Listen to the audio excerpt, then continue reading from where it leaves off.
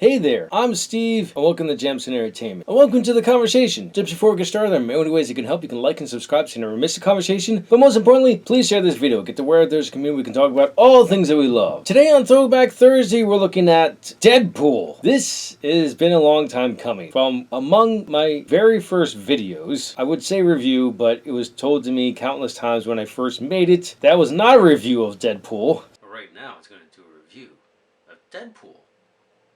Deadpool, awesome movie, probably the best of the year, at least as comics go. But what other movies out there besides comic movies that are going to be worth watching this year, huh?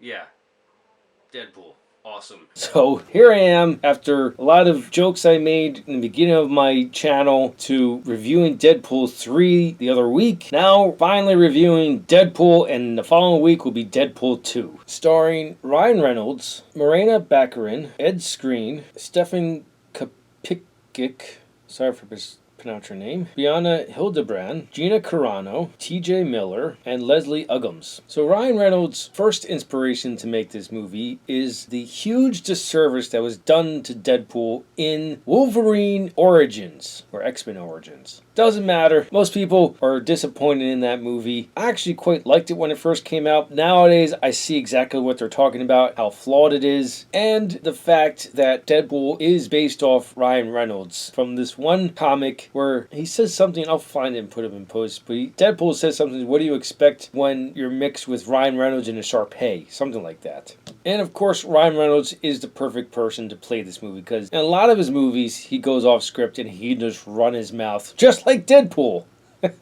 And this is the one that started the formula that works so well for this franchise. Like I mentioned in Deadpool and Wolverine, this one starts roughly the halfway point. He's in pursuit of Francis, or Ajax as this villain wants to be called. There's a whole thing between the two of them where Ajax wants Wade, his character's actual name, to call him Ajax instead of Francis. Of course, Wade just refuses to. He's after Francis because, well, he has cancer. I think 3 or 4 different types cancer, all stage 4. I'm getting a little ahead of myself though, much like the movie does. Wade Wilson, before he becomes Deadpool, is just a mercenary that roughs up some people in order to have them stop bothering other people. He does one such job and he goes back to a bar that him and other such mercenaries gather at. And one of the things in this bar is a Deadpool. There's a whole list of all the mercenaries that go there, and it's all to see who's going to die first. Whoever wins gets the money from that pool. In this bar, he meets the love of his life, Vanessa, who is a lady of the night,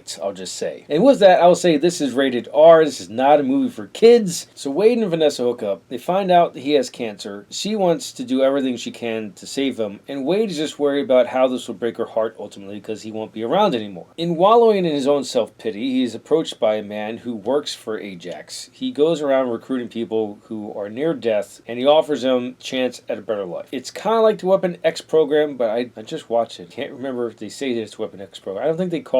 I don't think they use the name of whatever program it's supposed to be. But they take in hopeless people and they give them some kind of serum that activates the mutation within them. Because, at least based in the cinema of X-Men lore, even though not everyone's a mutant, everyone has the possibility of a mutant. And this serum is supposed to activate that gene. Wade ultimately takes them up on that offer, and he meets Ajax, who tortures him to death, all in the name of science and activating this mutant gene. That ultimately happens, and then Wade goes on a revenge tirade to get it back at Francis, mostly because of the way he looks now. And during all this, he has left Vanessa, which is a cowardly thing to do. He tries to talk to her, but he just can't bring himself to do it. And I'm going to leave it there with the plot because I've been proning on. Is he proning? I don't know. I know the term prattling on.